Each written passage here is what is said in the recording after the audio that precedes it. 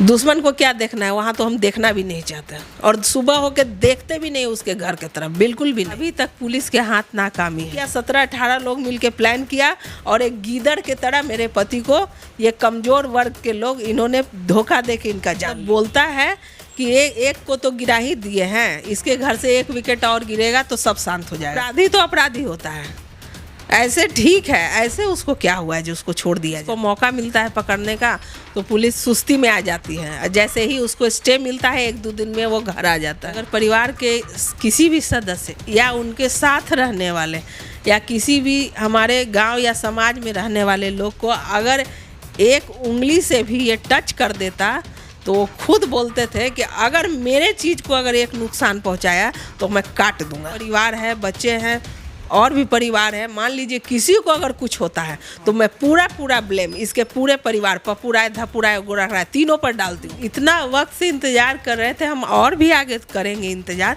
उसके बाद देखते हैं कि क्या होता है। सच पूछिए तो हर एक दिन हर महिलाएं उसको श्राप देती हैं, उसके घर को बोल के जाती है कि हम लोग तो सुबह उठते हैं तो पहले उसको श्राप देते हैं पूरा परिवार को। हम लोग का मांग तो इसके लिए फांसी ही, पहले तो फांसी है। अगर इसमें नाकाम है सरकार तो कम से कम इन लोगों को उम्र कैद की सज़ा जरूर होनी चाहिए। नीलेश मुखिया हत्याकांड के बारे में आप लोग जान ही रहे होंगे।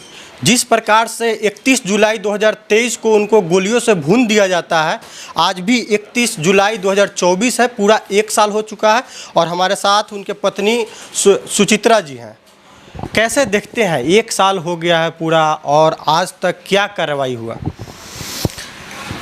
कैसे देखते हैं, समझिए कि हम लोग एक लड़ाई ही लड़ रहे हैं 1 साल से और अभी तक पुलिस के हाथ नाकामी है। गोरखराय जिस तरह से पता चला कि गोरखराय गिरफ्तार हुए हैं और उसके बाद पप्पूराय धप्पूराय अभी फरार है, तो अभी तक फरार है, अभी तक पुलिस क्यों नहीं पकड़ पाई? पुलिस की बहुत बड़ी नाकामी है इसमें।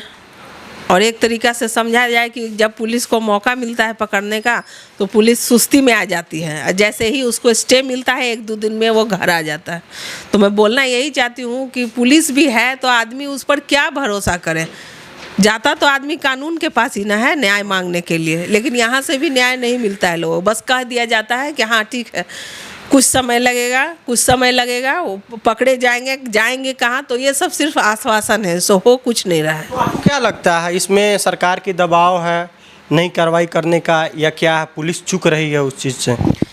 पुलिस की नाकामी है इसमें पूरी तरीके से देखा जाए तो, क्योंकि देखिए एक आम आदमी जो है वो कानून का ही सहारा लेता है। पहले कहाँ जाता है, पुलिस स्टेशन जाता है।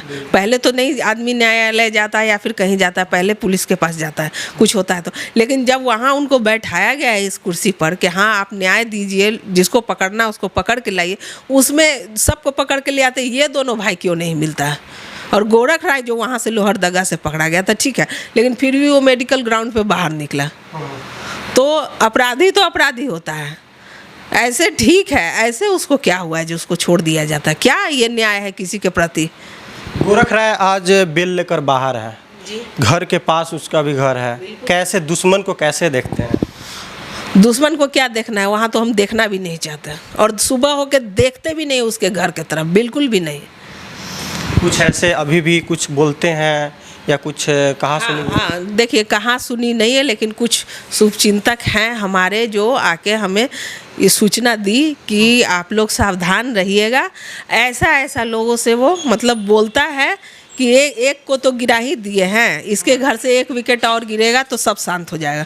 तो मैं आज ये आप लोगों को इसी माध्यम से बताना चाहती हूँ और आपके समक्ष अपने बात को रखना चाहती हूँ आज कि ये जो बात ये लोग बोलते हैं ठीक है, मेरा परिवार है, बच्चे हैं और भी परिवार है, मान लीजिए किसी को अगर कुछ होता है तो मैं पूरा ब्लेम इसके पूरे परिवार, पपुराय, धपुराय, गोरखराय, तीनों पर डालती हूँ।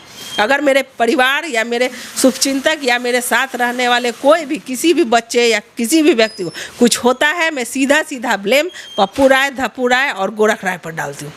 यानी बीजेपी का भी सरकार है। इससे पहले जब हत्या हुआ तो उस समय आरजेडी और नीतीश कुमार जी का सरकार था, अभी बीजेपी का सरकार है। नीलेश मुखिया जी बीजेपी के बहुत ज़्यादा सपोर्ट भी करते थे और साथ ही साथ हाथ से हाथ मिलाकर चलते भी थे। क्या लगता है, अभी बीजेपी का सरकार है, अब आगे आश्वासन लगता है कि हाँ आश्वासन मिला है हमको, ये झूठ नहीं मैं बोलूँगी, सबने आश्वासन दिया है, कहा भी है। हम इतना वक्त से इंतज़ार कर रहे थे, हम और भी आगे करेंगे इंतज़ार, उसके बाद देखते हैं कि क्या होता है। उसके बाद देखेंगे कि क्या होता है। कुछ लोग का ये भी कहना है कि अगर नीलेश मुखिया के अलावा दूसरे को अगर टच भी किया होता तो शायद से नीलेश मुखिया जी अकेले फरिया लेते हैं, क्या कहें? ये बिल्कुल सच बात है।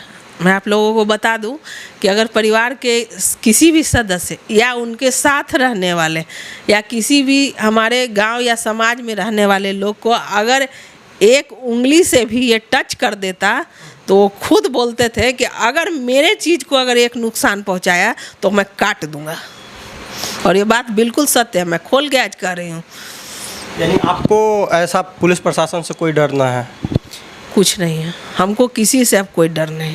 अच्छा, नीलेश मुखिया जी अभी नहीं है, उनका पद ग्रहण किए, उनका पद को आज संभाल रहे हैं आप आपको डर लगता है कि हाँ हम जैसे खुले घूम रहे हैं हमारे साथ भी कुछ हो रहा है? क्यों नहीं हो सकता है? जब खुले आम लोग आके बोलता है कि आप सावधान रहिएगा, ऐसे बोलता है ऐसे बोलता है, कुछ औरतें भी आके हमको बोली कि बाबू तुम ठीक से ही रहना, ये तो पापी लोग बोलता है। देखिए वो डर से उसके मुंह पर कुछ ना बोलना हो ना बोलता है सब, लेकिन मेरे पास आके बोलता है। सच पूछिए तो हर एक दिन हर महिलाएं उसको श्राप देती हैं, उसके घर को बोल के जाती है कि हम लोग तो सुबह उठते हैं तो पहले उसको श्राप देते हैं पूरा परिवार को। और ये सत्य भी है, क्योंकि ये पूरा समझिए कि अपने क्षेत्र के लोगों को चला रहे थे, बहुत बड़ा सहारा थे उनका। और परिवार की तो बात ही कही जाए कि मेरा तो पिलर ही गिराया है घर का ये। और ये सच है कि इनके रहते अगर किसी उंगली से वो किसी को टच भी कर देता तो उसको भगवान ही बचाता उतर के। पूरा धपुरा का जिस तरह से कुर्की हुआ, आप लोग शुरू से ही आरोप लगाते रहे कि पुलिस जो है सही से कुर्की नहीं की। बिल्कुल, वो सबको दिखा, सभी लोग बोल भी रहे थे कि इसके घर में आज तक डिब्बा ढक्कन ही था क्या, उससे ज़्यादा नहीं था। जो देखा वही बोला, इसके घर में बस यही सामान है, भिखारी है क्या? इतना तो भिखारी के घर में भी रहता है। इसको लेकर आगे कहीं आप दरवाज़ा खटखटाया? हाँ, हम लोग सभी जगह जा रहे हैं, आगे का कार्रवाई भी करेंगे। ऐसा नहीं कि इसको छोड़ देंगे, न्याय तो लेके रहेंगे कानून के तरीके से ही, लेकिन न्याय अपना लेके रहेंगे। 1 साल हो गया कुछ हाँ, 1 साल तो हो गया। आपराधिक देख लीजिए, यही सोच लीजिए कि कैसा अपराधी है जिसको पुलिस पकड़ नहीं पा रही है। और समाज में ये अपने आप को सबसे उत्तम व्यक्ति बताता आया है, शुरू से समाज सेवक कहते आया है, लेकिन ये कोई समाज सेवक नहीं है, ये समाज का हनन ही करते आया है। इसीलिए ये मेयर का चुनाव भी हारा, अब 22 सीट से पार्षद भी हारा, और यहाँ से भी अपनी भाभी को खड़ा करा था मेरे वार्ड से, वहाँ से भी हारा। तो आप सोच सकते हैं कि लोग इसे कितना नापसंद करते हैं कि ये सब तरफ से चला गया। इसी का इसको तकलीफ़ मेरे पति पर ये निकाला, इसको मौका मिला। इन लोगों ने प्लान किया, 17-18 लोग मिलके प्लान किया, और एक गीदड़ के तरह मेरे पति को ये कमज़ोर वर्ग के लोग इन्होंने धोखा दे के इनका जान लिया, और कुछ नहीं। सरकार से क्या अनुरोध करना चाहिए? अनुरोध मेरा यही है, कम से कम 1 साल हुआ, अब तो हम लोग को न्याय दिलाइए, अब तो इन अपराधियों को प्रति कुछ सज़ा सुनाइए। जी, ये लोग जिस सज़ा के हकदार हैं उसको मिलना चाहिए ये चीज़। क्या सज़ा उम्र कैद का होना चाहिए। देखिए, एक बार में आदमी मर जाता है, समझिए कि हर चीज़ से मुक्त हो जाता है, लेकिन उम्र कैद ऐसा चीज़ है कि अपने परिवार से अलग, आज़ादी से अलग, तब समझ में आता है कि जीवन क्या होता है। और इतना हत्या करने के बाद जिसका इतना बड़ा रिकॉर्ड है, उस समय भी मैंने अपने गेट पे ये लगवाया था दरवाजे पर कि इतना साल में कितना हत्याएं ये लोग करवा चुके हैं, उसके बाद भी लोग का कुछ ये नहीं है। अगर करवा जाए तो इन लोगों तो फांसी होना चाहिए, सीधे सीधे। हम लोग का मांग तो इसके लिए फांसी ही, पहले तो फांसी है। अगर इसमें नाकाम है सरकार तो कम से कम इन लोगों को उम्र कैद की सज़ा जरूर होनी चाहिए। चलिए, बाकी हमारे साथ नीलेश मुखिया जी के पत्नी सुचित्रा जी थी। जैसे इन्होंने बताया कि किस तरह से पुलिसिया कार्रवाई में चूक हो रहा है। बाकी सब चीज़ों के बारे में क्या सोचते हैं कमेंट करके ज़रूर बताइएगा। धन्यवाद।